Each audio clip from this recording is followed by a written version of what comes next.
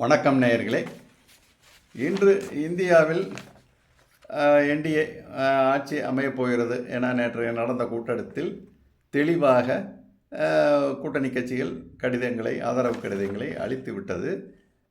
India கூட்டணியும் வேறு வழியின்றி எதிர்க்கட்சி வரிசையில் அமர்வோம் என்று முடிவெடுத்து விட்டனர்.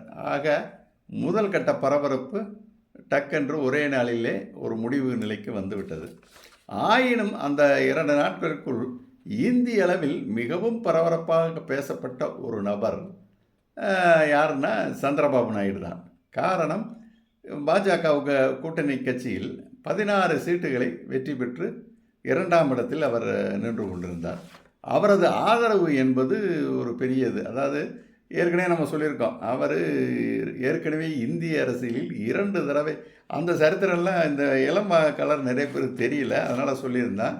அப்போ ஒரு சிலர் சொன்னாங்க, அவர் செய்த துரோகங்களையும் பட்டியலிடுங்களேன் என்றார்கள்.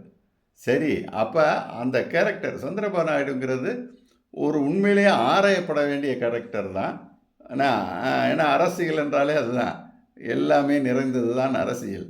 ஏன்னா அந்த கேரக்டர் உண்மையிலே இன்ட்ரெஸ்டிங் கேரக்டர் தான். அவருடைய அதே சமயத்தில் அவரது வளர்ச்சியும் வியக்கத்தகுந்த வளர்ச்சி தான். அவர் சிறு இளம்பருவத்திலிருந்து ஆக அனைத்தையும், அதாவது இது அவருடைய அரசியல் கேரியரை பார்க்குறதாகவும் இது இருக்கும் இன்ட்ரெஸ்டிங்காக. அதே சமயத்தில் அவருடைய ஒரு பயோகிராஃபி மாதிரி வைங்களேன், வாழ்க்கையை சேர்ந்தே சொல்லிடுறேன். ரைட்டு, முதல்ல அவருடைய குடும்ப பின்னணி பார்ப்போம். ஏன்னா இன்றைக்கி இவ்வளோ தூரம் நிற்கிறாருன்னா அவர் எப்படிப்பட்ட, ஏன்னா பெரிய கட்சி தலைவர் மகனாக இருந்து வரல. ஏன்னா அவர் ஆரம்பித்தது, அவரை திருப்பதியிட்ட ஒரு சிறு கிராமம். அந்த கிராமத்தில் அவரது தந்தை ஒரு சிறு நடுத்தர விவசாயி, பெரிய விவசாயம் சொல்ல முடியாது, மிடில் டைப் ஆஃப் விவசாயம். அப்படிப்பட்ட அந்த விவசாய குடும்பத்தில் பிறந்து கூட பிறந்தவங்க 2-3 பேர். ஆனாலும் அந்த சமூகம், அவர் என்ன சமூகத்தை சார்ந்தவர் என்றால், ஆந்திராவில் கம்மா என்று அழைக்கப்படும் ஒரு சமூகத்தை சேர்ந்த நாயுடு பிரிவு. ஏன்னா ஆனாலும் அவர்கள், ஏன்னா அவர் கல்வி கட்டுறது 70 வருஷம் முன்னாடி தானே அவர் வயசுக்கு. அந்த விவசாய குடும்பமாக இருந்தாலும் அந்த குறிப்பிட்ட சமூகம், இதையும் ஏன் சொல்கிறேன் என்றால், நீங்கள் பல விஷயங்களை ஒத்து பார்க்கணும். அந்த சமூகம் கர்நாடகா, ஆந்திரா, தமிழ்நாடு 3லும் வாழ்கிறார்கள். ஆனால் கல்வியில் மிகவும் அக்கறை, விவசாய குடும்பமாக இருந்தாலும் பிராமணர்களுக்கு அடுத்தபடியாக கல்வியை கற்க வேண்டும் என்ற படு வேகத்தை காட்டியுள்ளனர் 100 வருஷத்துக்கு முன்னாடி. அப்படித்தான் அந்த ஏழை ஒரு சாதாரண குடும்பத்தில் பிறந்த சந்திரபாபு நாயுடைய தந்தை இவரை படிப்பில் கவனம் செலுத்த தன்னால் முயன்ற அளவு படிக்க வைத்திருக்கிறார். அவ்வாறு தான் அவர் பிஏ படித்து எம்ஏ படித்து அப்படி போகிறாரு. போகிறப்பயே இவருக்கு அரசியல் மீது ஒரு ஆர்வம், தானும் ஒரு நாள் பெரிய ஆளாக வேண்டும் என்று. ஆனால் அரசியல் பின்னணி இல்லை, அவர் தந்தைக்கோ சுற்றியுள்ள யாருக்கும் கிடையாது. ஆனால் இவருக்கு ஆசை துளிர் விடுகிறது. அப்படிப்பட்ட அந்த சந்திரபாபு நாயுடு அதன் ஆர்வம் காரணமாக இளம் வயதிலேயே, அதாவது கல்லூரி பருவத்திலேயே, இந்த காங்கிரஸில் அப்போ ஒரு அமைப்பு இருக்கும், என்னதுன்னா NSUIL என்ற ஒரு தேசிய அமைப்பு, மாணவர் காங்கிரஸ். அதில் இணைந்து அதில் பதவியை பெற்று ஒரு நல்ல தீவிரமாக செயல்படுகிறார்.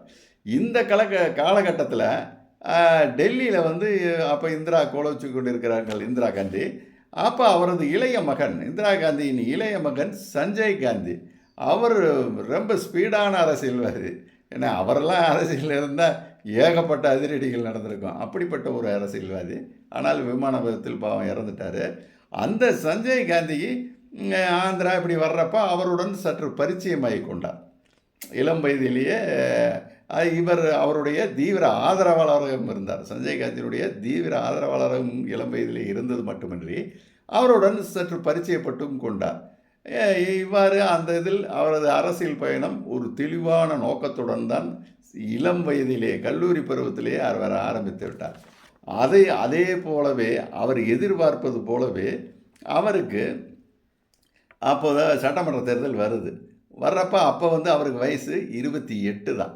கல்லூரி படிப்புகளை முடித்துவிட்டு ஆராய்ச்சி படிப்பையும் படித்துள்ளார். ஆனால் அந்த ஆராய்ச்சி படிப்பை முடிக்காமையே அரசியலில் தீவிரம் காட்டி 28 வயசில் சஞ்சய் காந்தியினுடைய உதவியுடன் மாணவர்கள், அதாவது அந்த மாணவர் இயக்கத்திற்கும் கோட்டாங்கிற அடிப்படையில் இவருக்கு கோட்டா கிடைத்து சீட். ஏன்னா அன்றைக்கு காங்கிரஸ் மிக வலுவாக இருந்தது ஆந்திராவில்.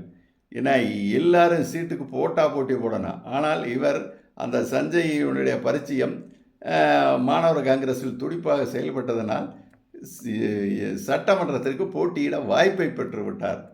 அது ஆரம்ப கட்டமே சாதனை தான். அப்போ 28 வயசுலேயே எம்எல்ஏ ஆகிவிட்டார். புரிகிறதா? அவர் அப்போ எப்படிப்பட்ட ஒரு எய்ம் எடுத்தால் எப்படி போகிறாரு புரியுதா? ஏன்னா காலேஜ் படிக்கிறப்ப சேர்றாரு ஒரு எய்மோட, சும்மா 10ஓட 11. எத்தனையோ நம்ம பார்க்குறோம், எத்தனையோ மாணவர் தலைவர்களை பார்த்துருக்கான். ஆனால் இவர் அன்றே இப்போ 60 வருஷத்துக்கு முன்னாடியே 50 வருஷத்துக்கு முன்னாடியே திட்டமிட்டு போய் கரெக்டாக ஒரு 10 வருஷத்தில் இளம் வயதிலே எம்எல்ஏ ஆகிவிடுறார். அதற்கடுத்துக்கும் அவருக்கு ஒரு வாய்ப்பு வருகிறது. ஏன்னா அதுதான் அந்த திட்டமிடல். அடுத்து முதல்வரை இந்திரா காந்தி மாற்றி அமைக்கிறார். ஏன்னா அப்போல்லாம் மேலிடம் சொல்கிறவங்க தான் முதல்வர். அதுவரை ரெட்டிகள் தான் தொடர்ந்து இங்கு கோலோச்சி கொண்டிருந்தனர். எங்கள் ஆந்திரா அரசியல் என்றால் ஒரு 45 வருடங்களாக, ஒரு 40 வருடங்களாக சுதந்திரம் பெற்றிலிருந்து ரெட்டிகள் தான் தொடர்ந்து ஆட்சி புரிந்தனர். வேறு யாருக்கும் பெரிய வாய்ப்பு கிடைக்காது. அப்போ அஞ்சயா என்ற ஒருவரை முதல்வராக்குகிறார் இந்திரா காந்தி. அதற்கு கடுமையான எதிர்ப்பு காங்கிரஸ் கட்சியில் எழுகிறது. ஆனால் அது இந்திராவை எதிர்த்து ஒன்றும் செய்ய முடியவில்லை. மனதிற்குள் எதிர்ப்பும் வேகமும் கடுமையாக பரவலாக இருந்ததோடையே யாரும் ஒன்றும் செய்ய முடியவில்லை. அந்த காலகட்டத்தில் இவருக்கு அந்த மேலிட பரிச்சயம் ஒரு இதில் நல்ல ஒப்பீனியனில் அமைச்சராகிற வாய்ப்பும் 32 33 வயசுலேயே கிடச்சிருது. 28 வயசில் சட்டமன்றம், 31 வயசுக்கு மேலே அப்படி அமைச்சரும் இளம் வயதில் அமைச்சரான பெருமையும் கிடைத்து விடுகிறது. ஆக அவரது குறிக்கோள் என்ன குறிக்கோள்? அவர் மனதில் வைத்தது ஆந்திராவின் முதல்வர் நாற்காலியில் அமர வேண்டும் என்று தான் அவர் இறங்கியார். ஒருவித ஆம்பிஷனோட. ஆனால் எந்த குடும்ப பின்னணியும் இல்லாமல் இறங்கி உண்மையிலே 28 எம்எல்ஏ, 28 வயசில் 32 வயசில் மந்திரிங்கிறது பெரிய சாதனை சாதிச்சிட்டார். அந்த மந்திரியாக இருக்கிறப்ப அவர் சாதாரண சிறு துறை தான், ஜூனியரு. அப்போ அது சம்மந்தமான சில இதுகளுக்கு சந்திரபாபு என்டிஆரை அப்போ சில விஷயங்கள் அவர் என்டிஆர் இப்போ இந்த இடத்துல என்டிஆரை பற்றியும் சொல்லி ஆகணும். அதாவது ஆந்திராவில் கலை உலகத்தில் நம்பர் 1ஆக கோலோச்சியவர் மட்டுமில்லை, அவரை கிருஷ்ணரின் மறு அவதாரமாக தேவுடுகாரு என்று தான் கூப்பிடுவார். என்டிஆர் என்று யாரும் கூப்பிட மாட்டார்கள். அவருக்கு பெயரே ஆந்திராவில் என்று அந்த ரசிகர் பட்டாளம். ஏன்னா தேவுடுகாரு தேவுடுன்னா, தேவுடு என்றால் கடவுள். ஏன்னா கடவுள் என்று தான் கூப்பிடுவார்கள். அப்படி. ஆனால் அவர் நடித்த படம் இப்போ நம்மதில் கூட கர்ணன்கிற படத்தில் அவர் நடிச்சிருப்பார் கெஸ்ட் ரோல் மாதிரி. அந்த கிருஷ்ண பரமாத்மா ரோல் மட்டும் நடிச்சிருப்பார். உண்மையிலேயே அந்த முகபாவனை அது ஒரு அந்த கேரக்டருக்கு மிக பொருத்தமாக இருந்தார். ஆனால் அவர் அங்கு நம்பர் 1 ஹீரோவாக இருந்து அப்பொழுது ஓய்வு பெறும் வயது, என்ன சினிமா துறை. இவர் அப்போ போகிறாரு வர்றாரு, அவரை சில விஷயங்களுக்காக பார்க்குறாரு. நட்பும் பரிச்சயமும் ஏற்படும். ஏன்னா அமைச்சருங்கிற முறையில் ஏற்பட்டு விடுகிறது. ஆனால் இந்த அஞ்சயாவை நியமித்ததால் ஆந்திரா முழுக்க காங்கிரஸ்லேயே கட்டுமதிர்த்து இருந்ததல்லவா. இது இருக்கிறப்ப யாருமே இந்த டயத்தில் பார்த்தீங்கன்னா இது நடக்குது. என்னது அந்த பரிச்சயம். இன்னொன்றையும் அவர் மகளும் இவரும் ஒரே யூனிவர்சிட்டியில் கொஞ்சம் முன்ன பின்ன, இவர் சீனியராக படிக்கிறப்ப அவங்க கீழே ஜூனியராக படிச்சுட்டு இருந்திருக்காங்க. அப்போ பழக்கம்னா வேறு தப்பாக நினச்சிட வேணாம். என்ன அந்த காலத்துலலாம் ஒரு விருப்பம்னா என்ன, கண்ணால் பேசிக்கொள்வதும் ஓரிரு வார்த்தைகள் பேசுவதும் தானே. அப்பயே இவர்களுக்குள் ஒரு இது இருந்திருக்கிறது. பிறகு இங்கே பழகிறாரு.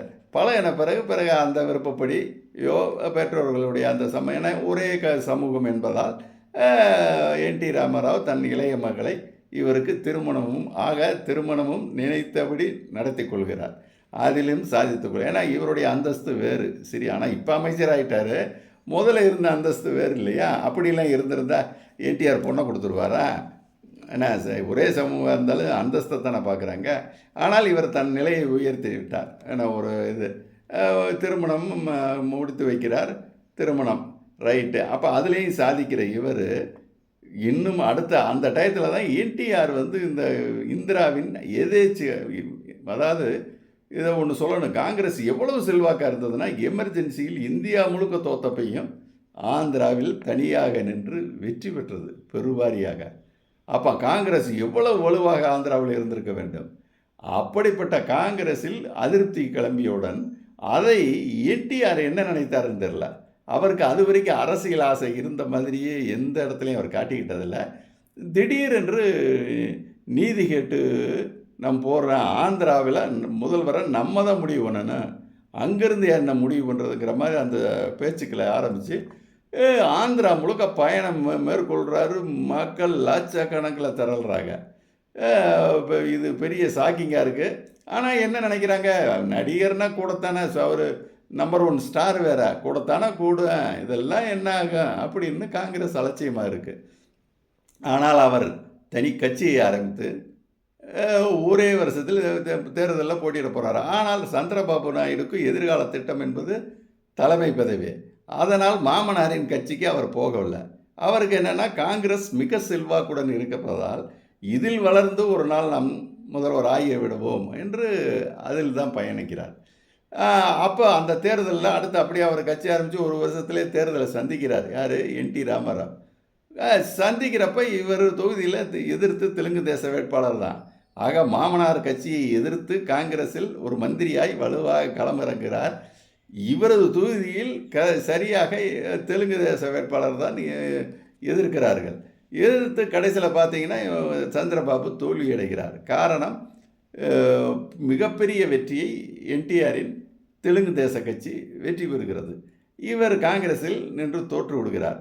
அதற்கு பிறகும் யோசிக்கிறார், கணிக்கிறார். தெரிஞ்சுவோம்ல, காங்கிரஸ் வலுவிழந்து குறைய ஆரம்பிக்கிறது. ஆனால் தெலுங்கு தேசம், ஏன்னா அது பெற்ற வெற்றியும் வாக்குகளும் காண்பித்து விடுமே. ஆனால் இதில் அவர் கணிக்கவில்லை. தன் மாமனார் இவ்வளவு பெரிய இல்லை, இப்படி நினச்சிருக்கலாம், காங்கிரஸிலே இருப்பான், ஜெயிச்சு இங்கேயே மந்திரியாக தொடரலாம், தோத்துட்டா அவர் தான் வந்தார்னா என்ன மாமனார் தானே இப்போ ஒட்டிக்கலாம்ல, இந்த கணக்கும் போட்டு தான் காங்கிரஸிலே இருந்தார். தோற்ற பிறகு ஒரு வருடத்தில் வந்து இங்கே ஜாயின் பண்ணிடுறாரு. எங்கள் மாமனார் கட்சியில் அது சொந்தங்கிற உரிமையோடு வந்துடுவாங்கள்ல. வந்தாலும் எடுத்தவுடன் அடக்கி வாசிக்கிறார். அதுதான் பார்க்கணும். ரொம்ப அடக்கி அமைதியாக இருந்து, ஏன்னா இப்போ எம்எல்ஏ இல்லை, எக்ஸ்எம்எல்ஏ, சும்மா சில அட்மினிஸ்ட்ரேஷன் நிர்வாகம் பார்த்துட்டு அது கூட பெரிய அளவில் அவருக்கு முக்கியத்துவம் என்டிஆர் தரல. அதனால் அமைதியாக இருக்கிறார். இந்த டயத்தில் வந்து கட்சி நிர்வாகம் பார்க்கறதுக்கு அவருக்கு ஒரு பெரிய வாய்ப்பு கிடைக்கிறது. என்ன வாய்ப்புனா, என்டிஆர் உடல்நிலை சரியில்லாமல் அமெரிக்காவுக்கு வெளிநாட்டுக்கு சிகிச்சைக்கு சென்று விடுகிறார்.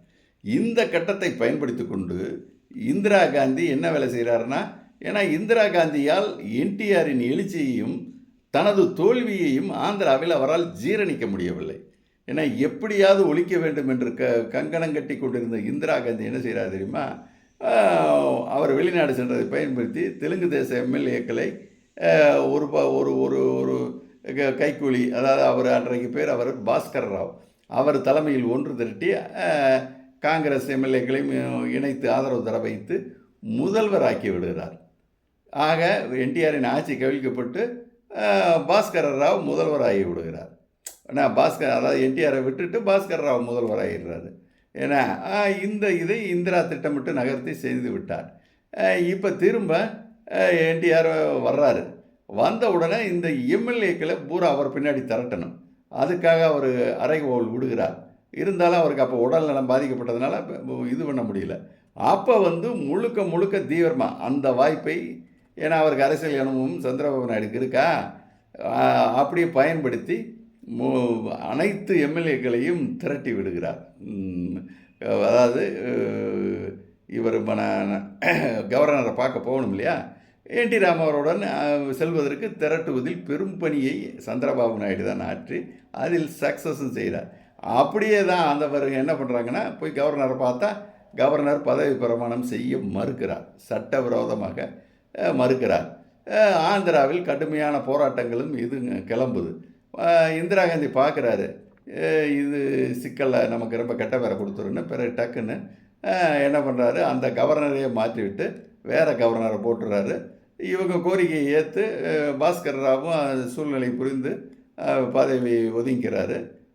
இவர் திரும்பவும் மீண்டும் என்.டி. ராமாராவ் திரும்பவும் முதல்வராக பதவி ஏற்கிறார். இந்த இதில் மிகப்பெரிய உடனிருந்து பங்காற்றியவர் சந்திரபாபு நாயுடு. அதனால் என்.டி. ராமாராவ் என்ன செய்கிறார், அவரை கட்சி விஷயங்கள் பார்த்து கொள்ளும் அளவில் அவரை கட்சியின் பொதுச் செயலாளர் என்ற பதவியில் நியமித்து விடுகிறார். ஆக அதுவும் அந்த இளம் வயதை ஒட்டிய அடுத்த வயது 30 சில்லறையிலேயே அதுக்கும் வந்துடுறாரு சந்திரபாபு நாயுடு. ஆக இவ்வாறு தனது நகர்த்தல்களை ஒவ்வொரு கட்டத்திலும் ஆனால் திறமை இல்லாமல் அதை செய்ய முடியுமா? இந்திரா காந்தி நகர்த்திய காய்களை வெட்டி அப்புறப்படுத்தி திரும்பவும் எம்எல்ஏக்களை தங்கள் பக்கம் கொண்டு வர வேண்டிய அந்த மிகச்சிறந்த காரியத்தை சந்திரபாபு நாயுடு தான் திட்டமிட்டு செய்தார். ஆக அந்த திறன் இருந்தது. சரி, அதற்கு பிறகு சந்திரபாபு நாயுடு கட்சியில் அடுத்த தேர்தலில் போட்டி போடுறாரு, ஜெயிக்கிறாரு. அப்போ கட்சி தோக்குன்னு நினைக்கிறேன், எதிர்கட்சி தலைவராக அமர்றாரு. அமர்ந்து மிக சிறப்பாக செயல்படுறார். அவையின் முன்னவராக இருந்து மிகச்சிறப்பாக செயல்பட்டு கொண்டு இருக்கிறார். இந்த காலகட்டத்தில் தான் என்ன ஆகுதுன்னா, என்.டி. ராமாராவுக்கு தள்ளாத வயசில் அவருக்கு ஆசை இல்லை, ஒரு பெண் அவரை அணுகிறார். உங்கள் பயோகிராஃபி வாழ்க்கையை பூரா நான் இது பண்ணணும் அப்படின்னு சொல்லி அணுகிறார். அவருடைய பெயர் தான் லட்சுமி சிவபார்வதி. ஒரு பெண், ஒரு 30 வயதை கடந்த நடுத்தர பருவத்தை ஒட்டிய ஒரு பெண்மணி. சரி என்று இவர் அனுமதிக்கிறார். அவ்வாறு வந்த பெண் அவரது வாழ்க்கை வரலாற்றை எழுதுகிறேன், அவர்களுடைய கருத்துக்களை பதிகிறேன் என்று தொடர்ந்து சில நாட்கள் இருந்து அந்த சரித்திரத்தை செய்கிறப்ப நம்பர் 1 ஹீரோவாக இருந்த என்.டி. ராமாராவ் கலை உலகத்தில் பார்க்காததா. ஆனால் கடைசி காலத்தில் அவருடைய புத்தி சற்று மழுகி விட்டது போல. இந்த அம்மாவும் கரெக்டாக அதான் எப்படி சந்திரபாபு திட்டமிட்டு வருகிறாரோ, என்.டி. ராமாராவ் தன்னிடம் மயங்குவதை உணர்ந்த சிவபார்வதி மனதில் ஒரு எண்ணம் வருகிறது. ஏனென்றால் அதே காலகட்டத்தில் தமிழ்நாட்டில் ஜெயலலிதா இதே வழிமுறையில் கட்சியையும் ஆட்சியையும் பிடிக்கிறார். அப்போ சிவபார்வதிக்கு தாமும் இவருடன் இயந்து விருப்பத்திற்கு உட்பட்டு கட்சியை கைப்பற்றி ஆந்திராவின் முதல்வராகிவிட வேண்டும் என்று லட்சுமி சிவபார்வதி திட்டமிட்டு காயை நகர்த்த ஆரம்பிக்கிறார். ஆனால் அதை வெளிக்காட்டி கொள்ளாமல், அரசியலுக்கு உடனே இது பண்ணலை, வெளிக்காட்டி கொள்ளாமல் உடன்பட்டு ஒரு நாள் வெடிக்கிறது. 2வது திருமணம். என்.டி. ராமாராவ் அந்த பெண்ணை மனம் முடிக்கிறார். அவரது குடும்பத்தில் பெரும் கலகம் வெடிக்கிறது. ஆனாலும் அவரை எதிர்த்து குடும்பத்தாரால் ஒன்றும் செய்ய முடியவில்லை. இவ்வாறான காலகட்டத்தில் சந்திரபாபு நாயுடு அமைதியாக கவனித்து கொண்டே இருக்கிறார். அடுத்த தேர்தலில் ஆட்சி அமைத்து பண்ணுறப்ப இந்த அம்மாவனுடைய அதிகாரம் மெல்ல மெல்ல கட்சிகளுக்குள் நுழைகிறது. வேட்பாளர் தேர்வு எல்லாத்துலேயும் லட்சுமி சிவபார்வதி தலையிட ஆரம்பிக்கிறார். இந்த காலகட்டத்தில் தான் அதை அப்படியே விட்டுருந்தால் நிச்சயம் சந்திரபாபு நாயுடு அரசியலில் அப்புறப்படுத்தப்பட்டிருப்பார். எப்படி ஜெயலலிதாவால் எத்தனை பேர் அப்புறப்படுத்தப்பட்டாங்க, அதே கதி தான் அங்கும் நடந்திருக்கு. இதுக்காக சிலர் பாய்வாங்க. அரசியலில் உண்மைகள் கசக்கும், ஆனால் அரசியல் இந்த கட்சி அந்த கட்சி இல்லை, எல்லா கட்சியிலையும் அசிங்கங்கள் தான் நிறைய. ஏன்னா ஜெயலலிதா எப்படி வந்தாரோ அதே வழிமுறையை தான் அவரும் கையில் எடுத்து நாமும் ஆய்வுபடலாம் என்று திட்டமிட்டு செய்தார் லட்சுமி சிவபார்வதி. ஆனால் என்ன ஆயிடுச்சுன்னா, இவர் விழித்து கொண்டார் இந்த அம்மாவின் திட்டம் இப்படியாக இருக்கிறது, அனைத்தையும் கைப்பற்ற முயல்கிறார் கட்சியை. என்ன முதல்ல பெருசெல்லாம் அவர் என்னமோ பண்ணிட்டு போட்டுன்னு இருந்தவர், இந்த அம்மாவுடைய திட்டத்தை உணர்ந்தவுடனே இவர் உஷாராகிறார். சந்திரபாபு நாயுடு உஷாராகி எம்எல்ஏக்கள் அனைவரையும் தன்வசப்படுத்துகிறார். தன்வசப்படுத்தி ஒரு கட்டத்தில் டக்கென்று என்டிஆர் தனது இதே நேரத்தில் அவருடைய குடும்பம், என்டிஆரின் முதல் மனைவியினுடைய குடும்பம் இருக்கு, மாமனாருடைய குடும்பம், ஒட்டுமொத்த மெம்பர்களும் மகள் எல்லாரும் என்டிஆர் மீது கடும் அதிருப்தியில் இருக்கிறார்கள். அதனால் அவர்கள் அனைவரையும் தனக்கு சாதகமாக, ஏன்னா இவர் இளைய மகளை கட்டினவர், அவருக்கு குழந்தைகள் நிறைய, மகள் நிறைய, அப்போ அவங்க எல்லாத்தையும் தன்னுக்கு சாதகமாக பண்ணணுன்ட்டு பண்ணிக்கிட்டு அதுக்குள்ளே ஒரு திருமணம், அது பிறகு திருமண உறவு சம்மந்தம் பண்ணிக்கிறாங்க. ஆனால் அந்த டயத்தில் எல்லாரையும் இது இருந்துச்சு, இந்த அம்மாவை எப்படி நம்ம கட் பண்ணணும்னு பிளான் பண்ணுறாங்க. பண்ணி அதை சந்திரபாபு நாயுடு திட்டமிட்டு எம்எல்ஏக்களை பூரா ஒருமுகப்படுத்தி தன் பின்னால் அணிதிர வைத்து அந்த தேவுடுகாருக்கே சாக் கொடுக்கிறார். அதாவது என்டி ராமாராவ் கட்சியிலிருந்து நீக்கப்படுகிறார், தலைவர் பதவியிலிருந்து நீக்கப்படுகிறார், முதல்வர் பதவியிலிருந்தும் நீக்கப்படுகிறார். இவ்வாறாக மாமனாருக்கு இது வேறு பார்வையில் பார்த்தா என்ன சொல்லுவீங்க, மாமனாருக்கே துரோகம் பண்ணியாண்டால கவுத்துட்டான்னு சொல்லுவீங்க. ஆனால் இதன் உட்கூறு சந்திரபாபு நாயுடு அன்று விழிப்பு பெறாமல், அரசியல் என்பது அதுதான், விழிப்பு பெறாமல் இருந்தால் சிவபார்வதி முதல்வராக இருப்பார். அடுத்து சந்திரபாபு நாயுடு ஓரங்கட்டி காணாமல் ஆக்கப்பட்டிருப்பார். இதுதான் அரசியல் என்பது, அந்த சில நுட்பங்கள் தான். ஆனால் அந்த நுட்பத்தை சரியாக சந்திரபாபு நாயுடு கையாண்டு அந்த அம்மாவை ஒன்றும் இல்லாமல் ஆக்கி, ஏன் தேவுடுகாரையே ஒன்றும் இல்லாமல் ஆக்கி இவர் அமர்ந்து விட்டார். இதுதான் அவர் உருவான கதை. இனி சந்திரபாபு நாயுடுவை எதிர்த்து நீதி கேட்டு போராடணும்னு முடிவு எடுக்கிறார் என்டி ராமாராவ். ஆனால் காலமும் விதியும் வேறாக அமைகிறது. அவரது உடல்நிலை மீண்டும் மோசமாகிறது. சில மாதங்களில் இறந்து விடுகிறார்.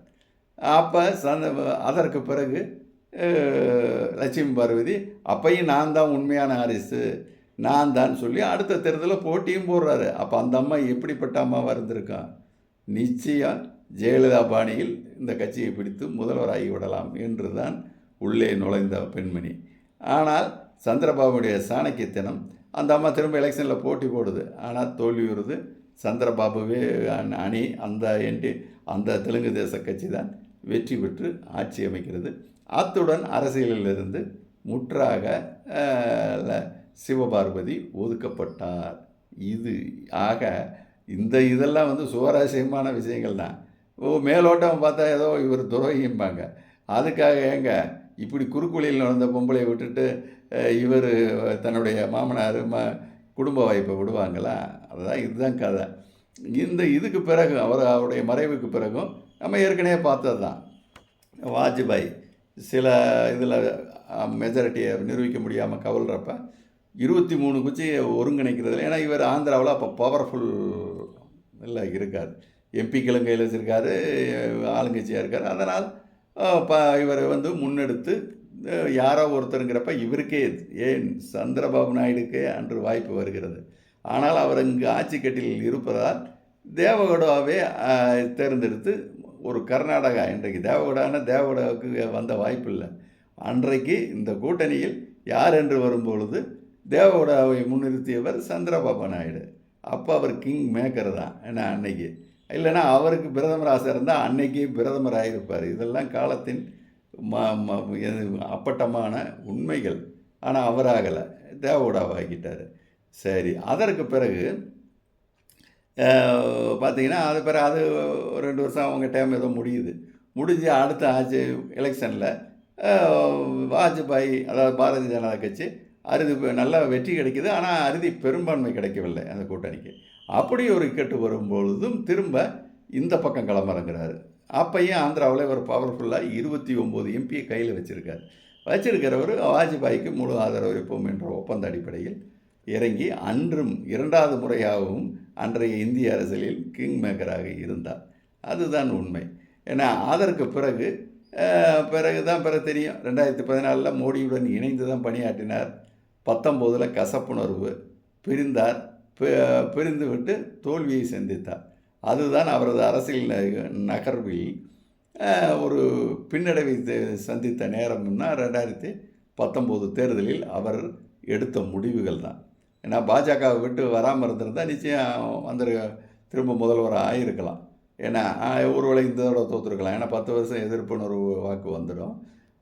ஆனால் அன்னைக்கு அந்த தவறான முடிவெடுத்து தோற்கிறார். அப்பையும் அன்னைக்கே 19லேயே 3வது தடவை கிங் மேக்கராகத்தான் எல்லா இந்திய கட்சிகளையும் பார்த்து இந்த தடவை மோடியை தோற்கடிக்கணும், மாற்றணி இந்தியாவை ஆளணும்னு தான் முயற்சி பண்ணுறாரு. ஆனால் 3வது முயற்சியில் முதல் 2 முயற்சியில் ஜெயிக்கிறார் பிரதமரை நியமிப்பதில். ஆனால் 3வது முயற்சியில் 19ல் தோற்று விடுகிறார். இப்போ இவர் முயற்சியெல்லாம் எடுக்கலை, முதல்வரான போதுன்னு கூட்டணியில் இருந்தார். ஆனால் காலம் கொண்டு அவரை இங்கே நிறுத்தி இருக்கிறது. ஒரு துருப்புச்சீட்டாக சொன்ன மாதிரி கிங் மேக்கராக இயல்பாக நிறுத்தி இருக்கிறது. ஆக இப்பயும் அவர் கொடுத்துட்டார், அது வேறு விஷயம். என்ன இருந்தாலும் அந்த துருப்புச்சீட்டாக வந்து நிற்கிறார் அல்லவா. ஆக இப்பயும் இந்த தேர்தலிலும் ஒரு கிங் மேக்கருங்கிற மாதிரி அந்த இயல்பான நிலைக்கு இப்போ அவர் முயற்சி எடுக்கலை. என்ன ஆனால் அந்த நிலை வருது இல்லையா. 2வது பெரிய கட்சி அவர் தான். அவருடைய ஆதரவு மிக முக்கியம் பாஜக ஆள்வதற்கின்ற நிலை வந்து விடுகிறது அல்லவா. அப்போ ஏறக்குறைய அந்த கிங் மேக்கருங்கிற மாதிரி வந்துடுது. ஆக இந்தியாவின் அரசியலை 3 தடவை நிர்ணயித்தவராக இருக்கிறார். ஏன்னா இதுதான் வந்து உண்மை. ஆக சந்திரபாபு நாயுடு உண்மையிலே வந்து சாணக்கியந்தான். அந்த சரித்திரத்தில் பூரா பாருங்கள், நீங்கள் போட்ட எல்லாமே அது வந்து உங்களுக்கு எல்லாத்தையும் உணர்த்தும். இளம் வயதில் எப்படி ஆனார், இப்படிலாம் மாறி மாமனாரையே எல்லாத்தையும் விட்டு நீக்கி அதெல்லாம் மிக கடினமான பணிகள் அனைத்தையும் சக்ஸஸாக செஞ்சுருக்காரு.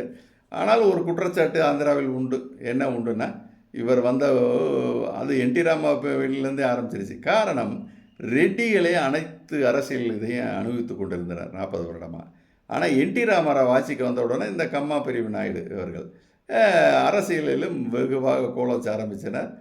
அதனால் ஏற்கனவே தொழில் எல்லாத்துலேயும் கொடிகட்டி பறந்தவர்கள் மீண்டும் இது ஒரு உத்வேகம் பெற்று மிகப்பெரிய அளவில் வளர்ந்தனர்.